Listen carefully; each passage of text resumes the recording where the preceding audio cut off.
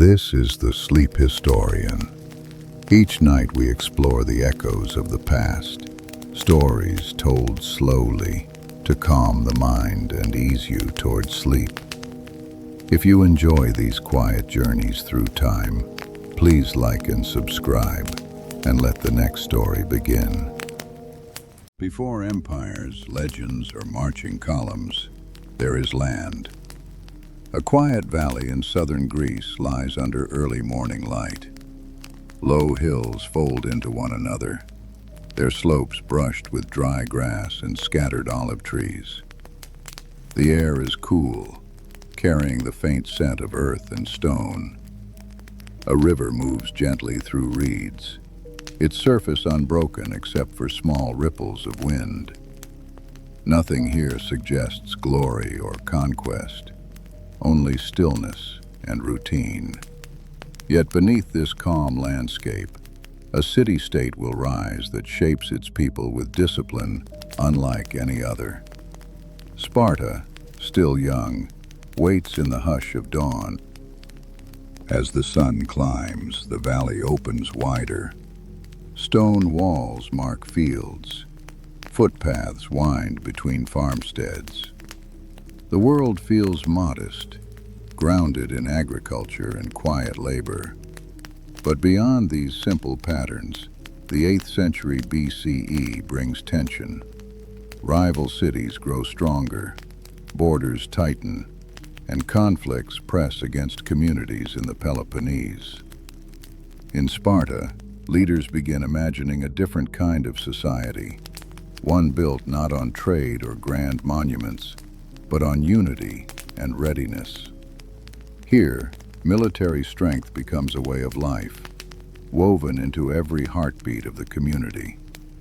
From this gentle landscape emerges a culture shaped by preparation. Time drifts back to ancient Sparta's origins, when small villages along the Eurotas River gradually join into a single polis. The land around you feels rugged, framed by the Taygetus Mountains rising sharply to the west. Their peaks, dusted with snow, cast long shadows across the plain. Farmers guide goats along narrow paths. Simple stone homes cluster near streams. Life is quiet, shaped by seasons and harvests. Yet elders speak of nearby rivals, Argos, Arcadia, Messenia, and the need for unity. In a small council chamber, men sit cross-legged on woven mats, discussing how separate villages might become one. The scene shifts to a modest shrine dedicated to Artemis or Thea. Wooden beams support a simple roof. Smoke from small oil lamps curls upward, faintly perfuming the air. Offerings of grain and carved figurines rest on a low altar. Young women tend the space, brushing dust from the stone floor with careful strokes. Religion provides shared purpose among the villages, rituals, festivals, and seasonal gatherings. A priest gently adjusts a clay bowl, his fingers lingering on its rim. This quiet touch reflects a deeper truth. Before Sparta becomes a warrior state, it is bound by belief, tradition, and shared identity. Now move across farmland toward scattered fields of barley and vines. The soil is dry, but skilled hands work it steadily. Families depend on what they can grow, trading little and storing what they must. In this early period, Sparta looks like many Greek communities, humble, agrarian, tied to the land. A child carries a bundle of reeds, the stalks brushing his shoulder as he walks. Nearby, a potter shapes clay, his thumbs smoothing the surface with patient circles. These ordinary tasks form the backbone of life, reminding us that Sparta began not with armies, but with daily labor. As generations pass, The young polis faces pressure from neighboring territories. Messenia, rich in farmland, becomes a source of conflict. Borders blur, skirmishes flare. Spartans fight long campaigns to secure resources, leading to conquest and control of a larger region.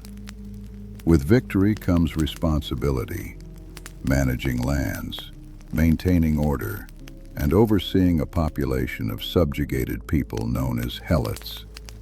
In a council hall, elders trace lines on a wax tablet, discussing how to preserve stability. A hand rests briefly on the tablet's edge, the gesture calm yet weighted.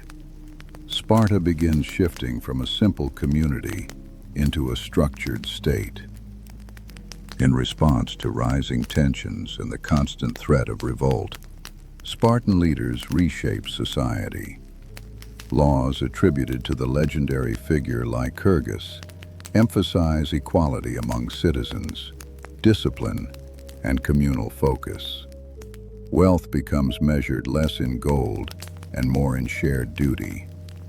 The state discourages luxury and encourages simplicity.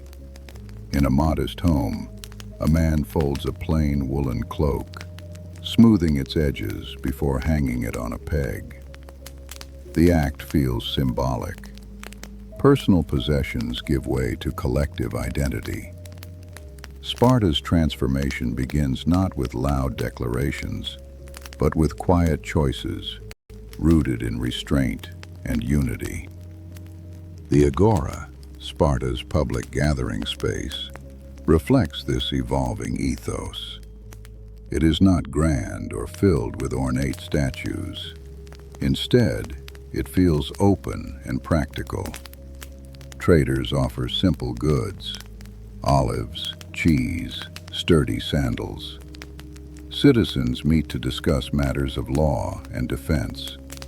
Voices remain measured, less concerned with rhetoric than clarity. A small group leans over a wooden bench, examining a bronze spearhead. One man runs his thumb along its edge, testing its sharpness with a thoughtful frown. The civic heart of Sparta beats in conversations about readiness, stability, and maintaining the balance of the state. Walk toward the communal mess halls, where male citizens dine together in groups called syssitia. Long wooden tables hold bowls of black broth, bread, and figs. The air smells of smoke and simple fare. Men sit shoulder to shoulder, sharing meals that reinforce equality and camaraderie. No one eats separately in grand homes. Status is muted by shared routine. A hand breaks bread, passing half to a neighbor with a quiet nod. These meals forge bonds essential for future battle lines, turning ordinary evenings into moments of collective strength. Sparta's unity grows at the table as much as in training. Even the landscape shapes Spartan identity. The rugged terrain surrounding the valley acts as a natural barrier, encouraging self-reliance and isolation. Paths through the mountains are steep and narrow, demanding careful steps. A shepherd guides his flock along a rocky ridge, the sound of hooves echoing against stone. The environment teaches endurance long before formal training begins. In this stillness, Sparta's reputation as austere and resilient takes root. The land itself becomes a quiet partner in forging a society that values strength, discipline, and endurance. Foundations laid long before Sparta is known as a warrior state. Time shifts forward to the moment a Spartan boy enters the agoge, the state-run education and training system. The morning air is crisp as he leaves his family home, carrying only a simple cloak. His mother's hand lingers briefly on his shoulder, a soft touch, steady and accepting. Boys as young as 7 join this program, living in groups under strict supervision. The focus is not comfort, but resilience. Training begins with running, wrestling, and learning to endure hunger and hardship. The agoge marks a turning point. Childhood becomes preparation for citizenship and military service, guided by discipline and duty. Inside a training courtyard, dust rises beneath bare feet. Boys practice footwork in silence, their movements observed by older youths. Instructions are brief, emphasizing precision and control. A wooden staff taps the ground to signal shifts in stance. The air smells of sweat and sun-warmed earth. One boy adjusts the knot of his cloak, fingers trembling slightly before he regains composure. Physical conditioning blends with lessons in obedience and cooperation.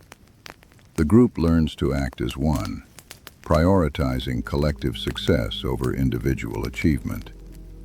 This quiet choreography lays the groundwork for the phalanx formation Spartan warriors will one day master. Beyond physical drills, the agoge cultivates mental toughness. Boys are encouraged to speak sparingly and choose words carefully. In a shaded corner, a mentor poses a question about loyalty. The boys respond with brief, thoughtful answers, each weighing implications before speaking. A small wax tablet rests on the ground, its smooth surface reflecting light. The program values sharp thinking as much as strength, teaching young Spartans to assess situations calmly. Even in youth, they learn that silence can hold power, a skill that later supports clear communication in battle, where concise commands and steady focus are essential. Training also includes learning to endure discomfort. Meals are simple and intentionally limited, encouraging resourcefulness. In a dim hall, a boy lifts a bowl of thin broth, sipping slowly while others do the same. The wooden benches feel hard beneath them. A cold draft moves along the floor, brushing their ankles. These small hardships cultivate resilience, preparing them for long campaigns away from home. The boys share blankets at night, forming bonds through shared challenges. This environment shapes not only bodies but attitudes, teaching that strength arises from restraint and mutual support rather than personal indulgence. As they grow older, boys in the agoge participate in organized competitions. Running races, wrestling matches, and mock battles test agility and decision-making. In an open field, two youths circle each other, feet shifting lightly over packed earth. A cloud of dust swirls near their ankles. Spectators remain quiet, observing form and strategy rather than cheering. A brief handshake before and after each match reinforces respect. Victory matters less than discipline and technique. These exercises simulate the controlled movements of future combat, emphasizing balance, endurance, and unity. The contests serve as rehearsals for the structured life awaiting every Spartan citizen. Music and rhythm also play a role in training. In a modest hall, boys practice marching to the steady beat of a flute. The notes are simple, repetitive, guiding synchronized steps. The sound echoes off stone walls, creating a measured cadence. One boy watches the feet of the youth beside him, adjusting his pace to match perfectly. The phalanx's effectiveness depends on harmony, not speed. Music becomes a tool for coordination, teaching that unity of movement creates strength. This quiet rehearsal foreshadows the battlefield, where every step, shield angle, and thrust must align to maintain the formation's solid front. Education extends beyond training grounds. Older mentors teach reading, writing, and Spartan law, In a shaded portico, boys sit cross-legged, listening as a scroll is unrolled. The parchment rustles softly. The mentor traces a line of text with his fingertip, explaining principles of citizenship and responsibility. A boy leans forward slightly, eyes following the movement. Knowledge supports discipline, grounding physical rigor in purpose. The lessons emphasize loyalty to the state, respect for elders, and adherence to communal values. This intellectual foundation ensures that Spartan warriors are not only strong, but guided by an understanding of their role within the polis. By the time they reach young adulthood, the boys have become a cohesive group. Their posture is upright, movements deliberate. In the early evening light, they stand along a ridge overlooking the valley, the Eurotas River glimmering below. The wind lifts the edges of their cloaks. One youth adjusts the strap of his sandal with practiced ease. They have been shaped by years of shared struggle, discipline, and instruction. The agoge has transformed them into future hoplites, soldiers trained to serve Sparta above themselves.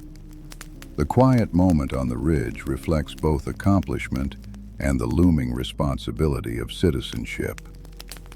Step now into the world of Spartan adulthood. At age 20, young men join the ranks of full-time soldiers, though citizenship comes later. Their days revolve around training, patrols, and communal meals. In a sunlit courtyard, they polish bronze shields, rubbing cloth over curved surfaces until they gleam. The metal smells faintly of oil. A warrior lifts his shield slightly, inspecting the reflection of nearby columns. These shields, adorned with the Greek letter lambda for Lacedaemon, symbolize unity. Each soldier's protection relies on the next, reinforcing the idea that individual strength is inseparable from the collective wall of defense. Weapons practice continues throughout adulthood. In a dusty field, hoplites thrust spears toward straw targets. The repetitive sound of spear tips striking bundles of reeds creates a steady rhythm. One soldier pauses, tightening the leather grip on his spear, the texture rough beneath his fingers. Nearby, another adjusts the straps of his bronze helmet, ensuring a snug fit. The equipment is heavy: shield, spear, helmet, greaves. But weight becomes familiar through daily use. Mastering these tools is less about aggression and more about precision, balance, and readiness. The calm persistence of practice reflects Sparta's long-term approach to defense. Patrolling the countryside becomes part of a soldier's duty. Narrow paths wind through olive groves and fields tended by helots, the subjugated population who work the land. Soldiers move quietly, observing for signs of unrest. The relationship between Spartans and helots is tense, maintained through surveillance and control. A hoplite pauses beside a fig tree, the bark rough beneath his palm, listening to distant voices. These patrols reinforce the fragile stability of the region. The soldier's presence serves as a reminder of the state's power and the delicate balance sustaining Spartan society, rooted in dominance and vigilance. Communal dining continues into adulthood. In the Syssitia, men sit at long tables sharing modest meals. The air smells of lentils, bread, and lightly smoked meat. Conversations focus on training, law, and state affairs. A hand lifts a cup of watered wine, its rim catching torchlight. These gatherings reinforce equality among citizens. Wealth holds little sway here. Attendance is mandatory, emphasizing civic duty. The simple meals remind warriors that their lives serve the state, not personal luxury. Bonds formed over shared food support unity on the battlefield, where trust in one's companions can determine survival. Marriage exists within this framework of discipline. Young men marry, but often continue living in barracks until age 30. A quiet evening scene shows a courtyard lit by a small oil lamp. A woman adjusts the edge of her peplos, smoothing the fabric with gentle fingers. Her husband stands nearby, preparing to return to communal lodging. Their interactions are brief but meaningful. Sparta emphasizes producing strong offspring and maintaining focus on military obligations. Personal relationships unfold within the boundaries of state expectations, blending private life with civic responsibility in a way unique among Greek city-states. Women in Sparta hold a distinct role. They manage households, oversee helots, and maintain family estates while men serve in the military. Physical training is encouraged for them as well, running, discus, and javelin, to promote health and strength. In an open field, a young woman practices a sprint, her footsteps light on the packed earth. She pauses to tie her hair, fingers deftly twisting the strands. Spartan women speak with confidence and possess greater autonomy than many of their counterparts elsewhere in Greece. Their resilience supports the broader stability of the state, reinforcing values of strength and independence. Civic life includes participation in the assembly, where male citizens vote on matters of war and policy. The gathering place is modest, with stone benches arranged in semicircles. Men listen as proposals are read aloud. A clerk holds a wooden tablet marking tallies with a stylus. Decisions are made succinctly, reflecting Sparta's preference for action over debate. This system balances the authority of the dual kings and the Council of Elders, known as the Gerousia. Governance relies on shared responsibility and adherence to tradition, maintaining order through structured roles rather than elaborate political rhetoric. Religion remains woven into daily life. Festivals honor gods like Artemis, Apollo, and Athena. The Gymnopedia, a celebration featuring dances and songs, fills the agora with rhythmic movement. Young men perform choreographed steps, their bare feet tapping lightly on stone. The music, carried by flutes, echoes between buildings. An elder watches, hands clasped behind his back, nodding subtly to the beat. These rituals reinforce communal identity and connect Sparta to the broader Greek world.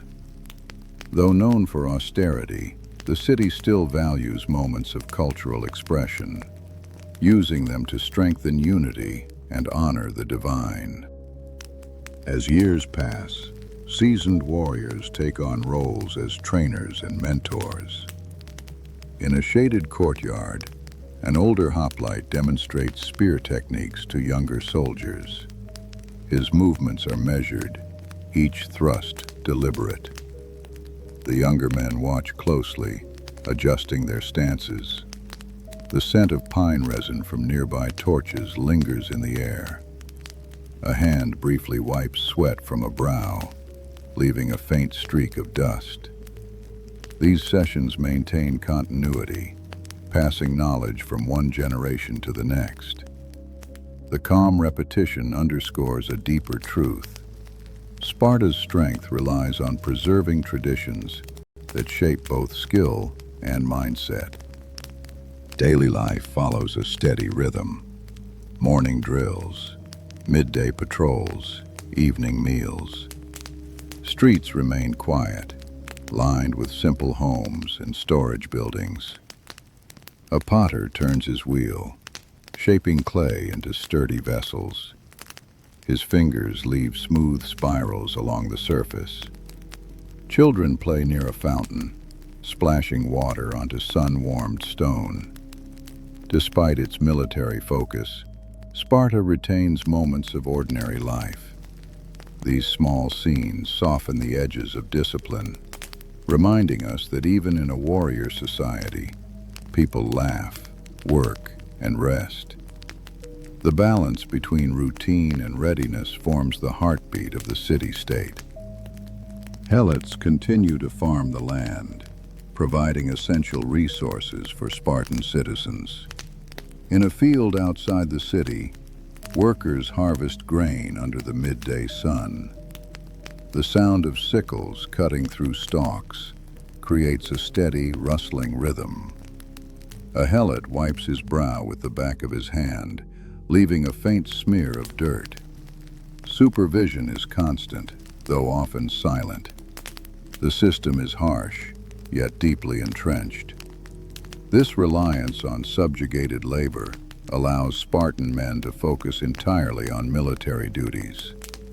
The tension beneath this arrangement hums quietly, a constant undercurrent that shapes the state's policies and vigilance. Military training evolves with new tactics. The phalanx formation becomes central to Spartan warfare, a tight wall of shields and spears. In a practice field, soldiers stand shoulder to shoulder, adjusting the angle of their shields to interlock edges. The bronze surfaces catch sunlight, reflecting pale glimmers across the line. A commander walks the front, tapping spears with a wooden staff to correct spacing. One soldier tightens his grip, knuckles whitening briefly. The formation's strength lies in cohesion, where each man's safety depends on the discipline of the group. This concept reinforces Sparta's collective identity. Equipment maintenance remains a constant task. In a workshop, artisans hammer dents from helmets and repair leather straps. The rhythmic clang of metal echoes through the space. A craftsman leans over a shield, running his hand along its wooden core to check for cracks. The smell of heated bronze and oil fills the air. Soldiers visit to inspect their gear, making minor adjustments. These quiet moments between campaigns highlight the importance of preparation. The tools of war require care, reflecting the broader principle that endurance and vigilance sustain Sparta's strength more than sudden displays of force. Training extends to endurance marches across rugged terrain. Soldiers traverse hills and rocky paths, testing stamina and navigation skills. The wind whistles softly through cypress trees. Boots scrape against gravel, leaving faint trails of dust. A warrior pauses to adjust the strap of his shield, fingers momentarily gripping the leather tightly. These marches simulate the demands of distant campaigns, emphasizing patience and steady progress. The landscape becomes both teacher and challenge, reinforcing resilience. Each step prepares Spartans for the unpredictable conditions of warfare, where terrain can influence strategy as much as enemy tactics. At night, the city quiets. Torches flicker along walls, casting soft light on stone surfaces. In a small room, a soldier sharpens his spearhead with slow, deliberate strokes. The rasping sound is steady, almost meditative. His helmet rests beside him, its surface reflecting the flame. The darkness outside feels calm, yet watchful. Even in rest, the mindset of readiness persists. The quiet atmosphere suggests a subtle foreshadowing. Sparta's focus on war may one day lead to challenges beyond its control. For now, the city sleeps, holding its strength close like a shield against uncertainty. Seasonal festivals offer brief respite from regimented life. During the Carneia, celebrating Apollo, citizens gather for processions and feasts. Musicians play lyres, their melodies drifting through the evening air. A young woman adjusts a garland, petals brushing her fingertips. Families share meals beneath the open sky, lanterns illuminating their faces. The atmosphere feels lighter, filled with gentle laughter. These moments of cultural celebration remind the community of shared heritage and divine connection. Yet beneath the joy lies a quiet awareness that duty will soon resume. Sparta allows enjoyment, but only within the parameters of its disciplined framework. As the 5th century BCE unfolds, tensions rise between Greek city-states. Athens grows powerful, fostering democracy, naval strength, and cultural influence. Sparta watches cautiously. In a council chamber, elders discuss shifting alliances. Scrolls rest on a low table, their edges worn from handling. One counselor traces a finger along a map, pausing over the Aegean Sea. The atmosphere is calm, but contemplative. The Peloponnesian League, led by Sparta, stands as a counterbalance to Athenian power. The quiet deliberations hint at larger conflicts ahead, where Sparta's disciplined land forces may be tested against new forms of strategy and ambition. Troop movements increase as alliances solidify.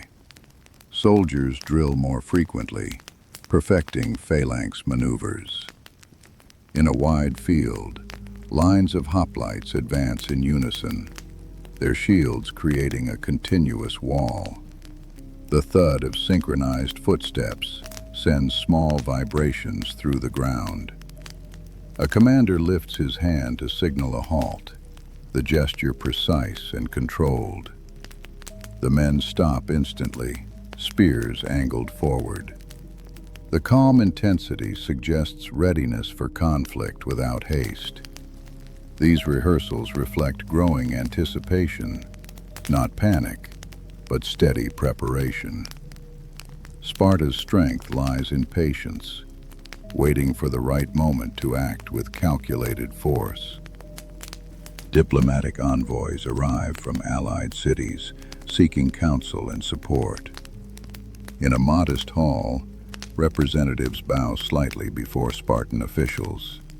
The scent of olive oil lamps fills the room. A scribe records discussions on a wax tablet, his stylus gliding gently across the surface. The envoys speak of Athenian influence spreading across the Aegean, prompting concern among smaller states.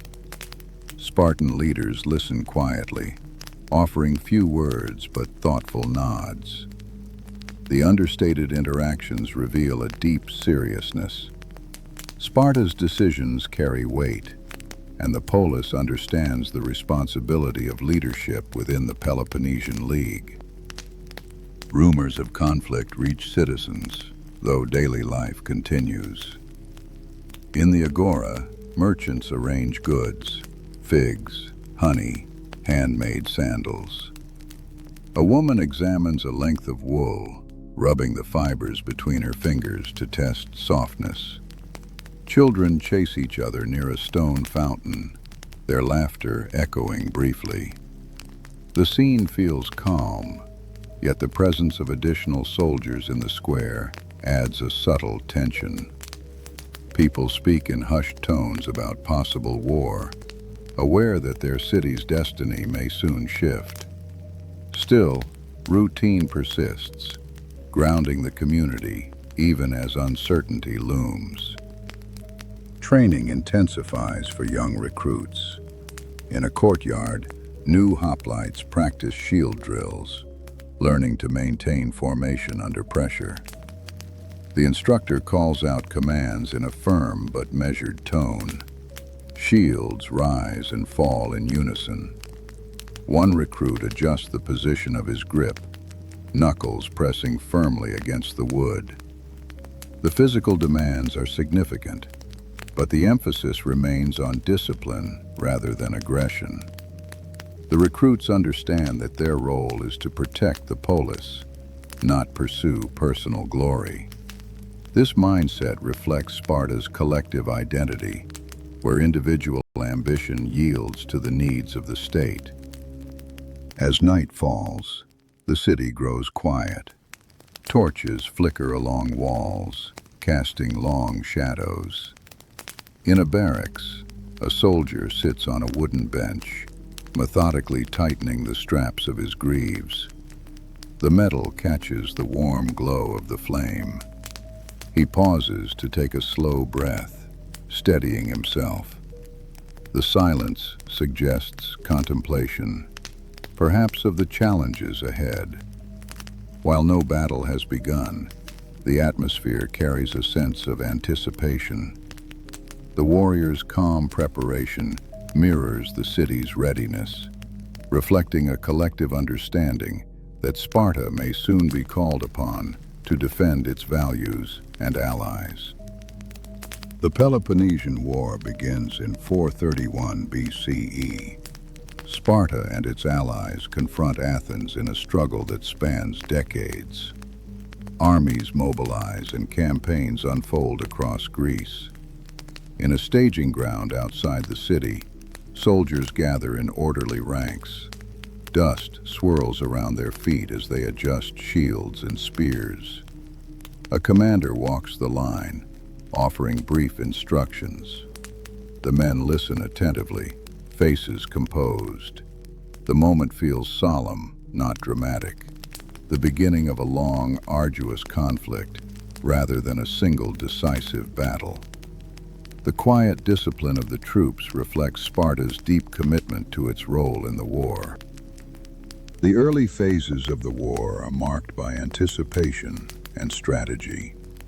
Sparta's land forces dominate the countryside, while Athens' naval power controls the seas.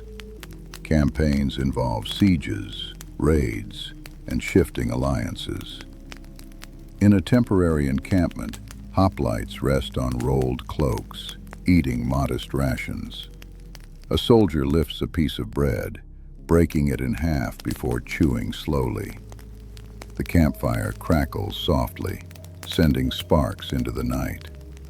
Despite the uncertainty, the atmosphere remains steady. Sparta's strength lies in endurance, preparing for a prolonged struggle rather than quick victory. The war's outcome remains distant, wrapped in the haze of unfolding events. Years pass and the war wears on. Athens suffers losses from plague and failed campaigns, yet continues to resist. Sparta perseveres, guided by unwavering discipline. In a council chamber, leaders discuss new strategies. A map rests on the table, weighed down by a small stone.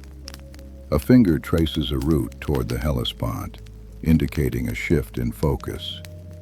The decision to seek Persian support marks a turning point. The calm deliberation reflects Sparta's adaptability, recognizing that victory may require alliances beyond traditional boundaries.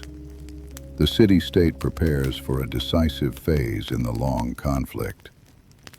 Naval power becomes crucial. Sparta builds a fleet with Persian funding, challenging Athens at sea. In a coastal harbor, ships with tall masts sway gently in the breeze. Sailors adjust ropes, the fibers course beneath their hands.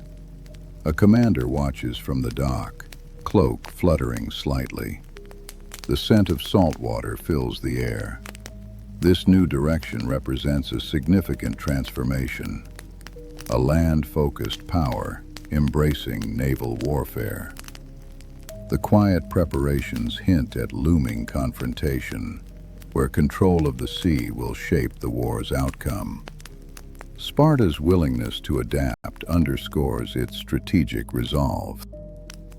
The Battle of Aegyptopotami in 405 BCE becomes a decisive moment. Spartan commander Lysander leads a fleet that surprises and destroys the Athenian navy. On a calm shoreline, sailors load supplies, unaware of the impending attack. The water reflects the pale sky. A hand adjusts a rope knot, tightening it firmly. The Spartan fleet strikes swiftly, capturing ships and cutting off Athens' access to vital resources. The scene is not chaotic but measured, a culmination of strategy and patience. The victory signals the approaching end of the Peloponnesian War and shifts the balance of power in Greece. Athens surrenders in 404 BCE. In the city, citizens gather near the Acropolis, their expressions subdued. The long walls that once protected Athens are dismantled under Spartan oversight. Stones tumble quietly, dust rising into the air. A Spartan official stands nearby, observing the process with calm detachment. The moment marks a profound turning point. Sparta becomes the dominant power in Greece. Yet the victory carries weight, not celebration.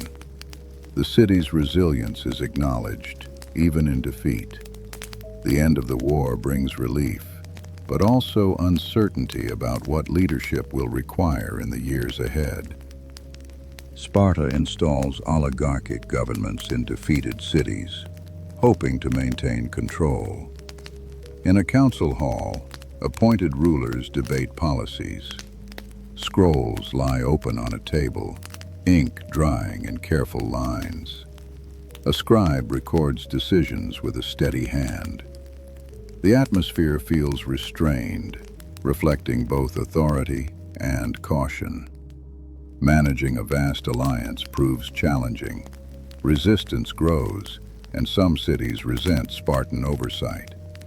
The responsibilities of leadership extend beyond military dominance, requiring diplomacy and administrative skill. The quiet tension in the room suggests the difficulties of sustaining influence over a diverse and independent-minded Greek world. Internal strains emerge. The constant military focus and control over helots create societal pressures.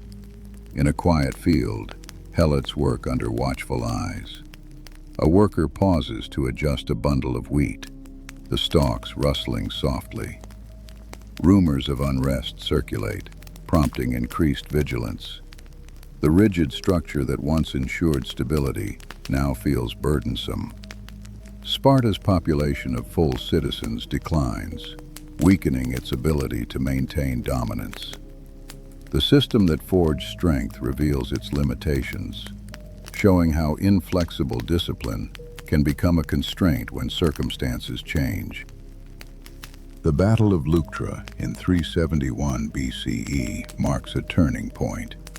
The Theban army, led by Epaminondas, challenges Sparta's supremacy.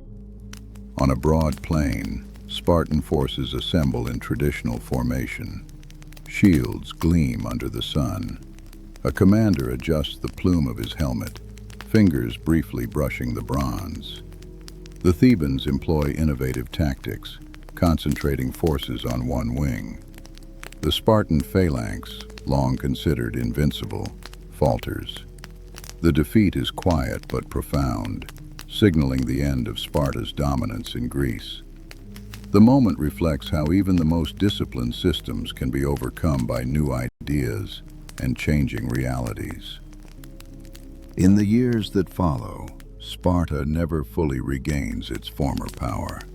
The city remains proud and resilient, but its influence wanes.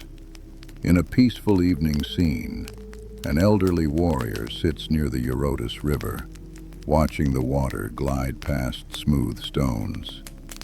He rests his hand on a worn shield, its surface dulled by time.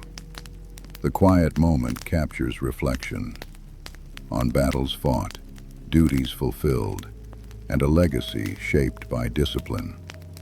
Sparta's story becomes part of the broader tapestry of Greek history, remembered for its unwavering commitment to unity, strength, and communal purpose. Let your thoughts drift gently through the world you've seen. The rugged valley beneath the mountains, the quiet origins of a small community, the disciplined training of the agoge, the steady bonds of communal life, and the long arc of war and change. These moments soften as they blend together, forming a calm reflection of human effort and resilience. In this light, Sparta becomes more than a warrior state. It becomes a testament to how societies shape themselves in response to challenge, guided by values that endure across generations. The story settles like evening light across the valley. Return now to your own quiet space. The sounds around you are familiar, perhaps a soft hum, a distant creak, or simply your own breathing. The world outside lies calm, no longer filled with armies or ancient debates, but with the peaceful stillness of the present moment. Sparta's history rests in memory, part of the vast landscape of the past. Here you are safe, steady, and warm. Let the night embrace you gently, thoughts easing like footsteps fading along a quiet path. The story has come to rest, and the world around you is calm once more.